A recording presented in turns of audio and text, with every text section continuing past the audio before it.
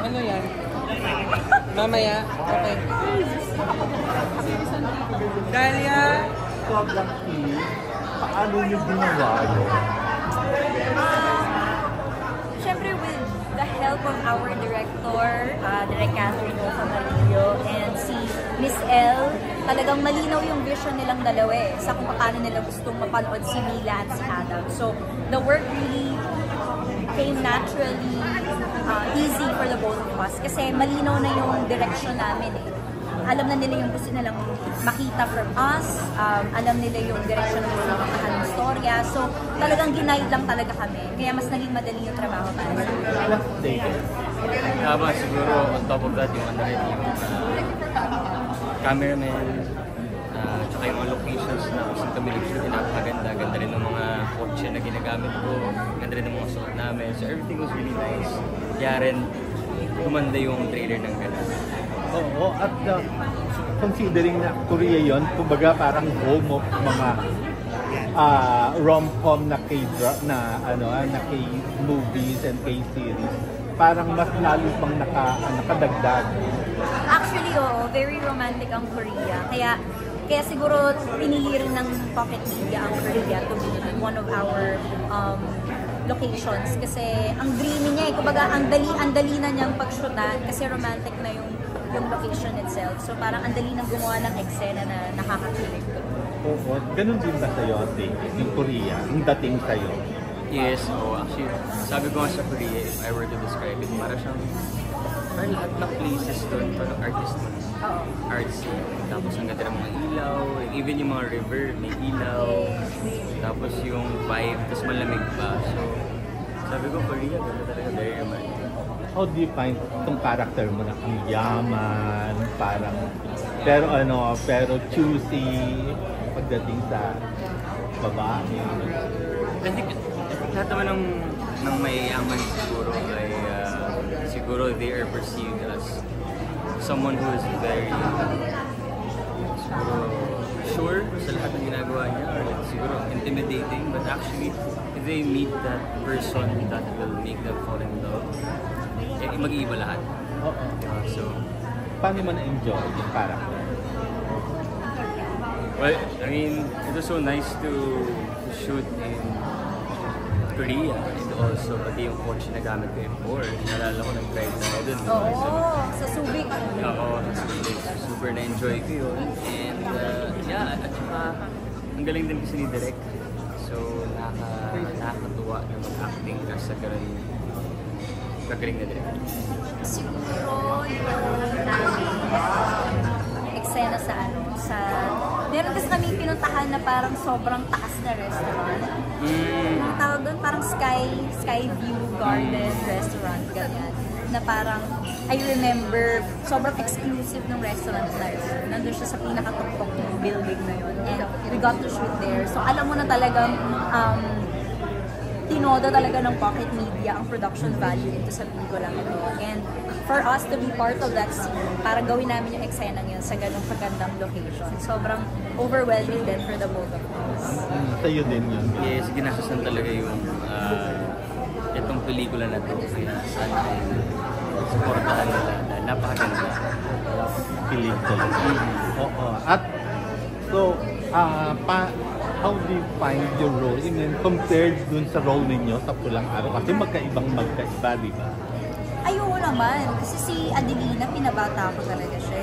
Dito, mature na si Mila, sophisticated na siya. So, siguro kami ni David, meron kaming conscious effort na ibahin yung atake dito sa pelikula para worth it bayaran ng mga tao. Kasi nga, like what they say, iba na rin naman ang similarities ngayon. So, syempre, we want to offer a film na worth it ibayad, worth it na panoorin ng mga tao sa sinihan, i-enjoy sa movie house, names na yan. Ikaw, David, magkaiba.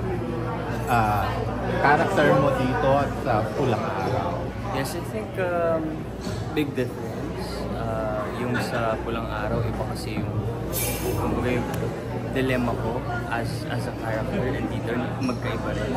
So it was like, sa Pulang Araw kasi, do I choose my family, my loved one, or my country?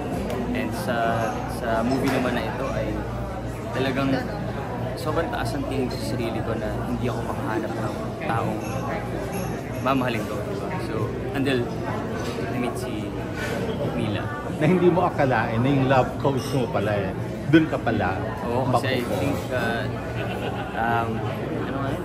You find love in mysterious ways. Yeah. The most unexpected places, no? Ayun. Love is like a rosary. That is what mystery. Parang gano'n naman. Slambok ba? Parang ito? ganun po.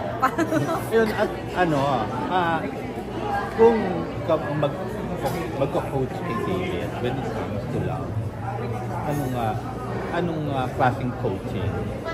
Siguro if there's one advice na pwede ko i-share na don't lose yourself in the relationship. At the end of the day, kailangan you are your own person. Pero learn to support your partner. Oo. Ikaw, David, kung meron kang yung advice kay Barbie tungkol sa love, sa relationship, ano yun? Kung ano yung ano. Oo. How do you do it? Anong advice na magbibigay mo? Ayun. Did you find it? How do you find it? I find it here. Halos, halos magkasabay na yung July pareho. Ang showing nito tapos kulang araw birthday, Yes. di ba? Oo, yun. So, how do you feel na may pressure ba? May nephew? Actually, mas excited kami kasi parang there's so much happening in July. May pelikula kami, tapos parte kami ng biggest historical drama ng GMA, which will also be shown this July. So parang ang daming malalaking pangyayari for the both of us this July na talagang we're both very grateful for. Yun nga, birth month ko rin siya. So parang ang swerte ng birth month. Anong plans mo for July 31st? Gusto kong mag-stay. Pag-iipunan ko po yan with my family. Gusto ko i-treat ang family ko this week. Oo, yun lang. Yun. Hindi naman ako nag-celebrate ng malaki. Oo, lagi di ba? Noon nga, win hard. Yan, oo. Oo, kung available ng twins, gusto ko silang makasama sa birthday. So, David, kumusta yung nakaraang birthday? Anong ginawa mo? Punta lang ako sa kasal ng kaibigan ko. So, Sa birthday mo? I wasn't able to celebrate actually dahil nga kasal ng best friend ko. I had to go there. Pero delete naman nila ako. Kumanta-kanta naman Ikaw sila ba dun nakasalo ng bouquet? Hindi naman. Oo, hindi ka nag-celebrate sa set? Hindi ako na mag-celebrate. Siguro, I'm thinking about it kung mag-celebrate ako next week. But we're super busy this July, so baka next year na lang siguro. Hindi ako nag-birthday actually. Talaga ba? Nag-event din yata kasi siya. Iba yung yung dalawa ngayon. Yung closeness, parang sobrang comfortable kayo. How would you quantify and qualify yung yung pag-care niyo sa isa't isa, yung love niyo for each other? There were a lot of acceptance and adjustments made to make it work, pero it was all worth it kasi kita nyo naman, may pelikula na kami ngayon and ang gaganda ng mga nangyayari sa amin yun. So, everything we did to make this work, it was all worth it. Gano'n mo kamahal si Dave? I mean, in Ganon? terms of Ganon level? being, in terms Gaano of siyang- being a friend. Kamahal? Mahal? Na araw? Mura. Mahal? Mahal na araw? Mahal. Na pag-take-care lang. Oo. Siyempre, hindi naman mawawala rin yung love and care mo sa katrabaho. Especially everyday kayo magkasama. Diba? Kasi inevitable yan since palagi kayong magkasama, di ba? Makikita mo, madidiscover mo yung weaknesses niya, makikita mo yung strengths niya. So, alam mo kung alin yung mas i-boost mo, alin yung mas i-hype mo, yung susuportahan mo, di ba? So, Ikaw, David, gaano mo kamahal si Barbie? mahal? Bilang ka-love team, bilang kaibigan? Siyempre naman. Anong pwede mong gawin for her? Pwede kong gawin for her. I go to the mountains. Joke lang. For me, no? Mountains? Inisip ko kape lang eh. Ako nga eh. Hindi, joke lang. Siguro gaya na sinabi ko, like, forever siya. For example, next time, pag may ano na ako, lolo na ako, diba? Yun yung mga kwento ko eh, diba? Na Christmas party. Tapos at that time, siya yung pinakamagaling na actress, diba? So, to be paired with someone like her, I'm super grateful. And, I think I super care about her dahil syempre, you know, we're really good friends. So, anything naman you can do for a friend. Oh, naman. Okay. Thank you. What do you think is, do you see each other parang boyfriend material? Si David, and ito ba nakikita mo? Girlfriend material talaga si Barbie. Well, sa mga kinikwento niya nga sa akin, na mga ginagawa niya dati, yung mga tinatanong ko sa kanya, yung mga craziest thing you did for love, before, ganyan. So, sobrang na-admire ko how he loves a person. Talagang, ano siya, all out siya magmahal sa babae na gusto niya talaga. So, I really admire that about him. And, kita ko rin naman yung sincerity niya as a person and how he cares for me. So, ayun, ang ganda ng upbringing niya kasi he's really a good example. Do you think, ano yung advantage at disadvantage kung walang relasyon ng sa magkarelasyon? Ang advantage kung hindi magkarelasyon is that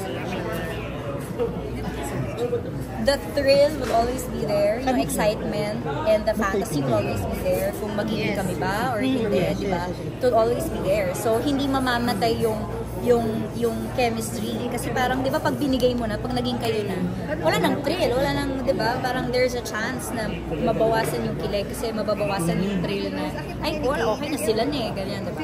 Pero yung disadvantage naman, if hindi kayo magkarelasyon and you're in a love team is, double effort kayo in terms of making a scene work, syempre, yung comfortability, it takes a lot of adjustments and yung personal relationship kailangan talagang tight yung bond yung dalawa para maging comfortable kayo sa mga eksena. Kasi ngayon may eksena nyo, eksena na magjowa, diba? So, ang disadvantage lang nun is yung effort mo, the double.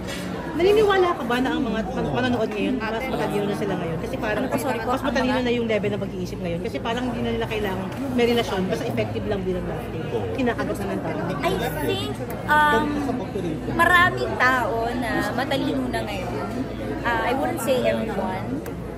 Pero marami na they all watch for the content, for the quality of the film or the TV series, and not so much looking forward dun sa personal life ng mga artista. How supportive naman your partner when it comes to you?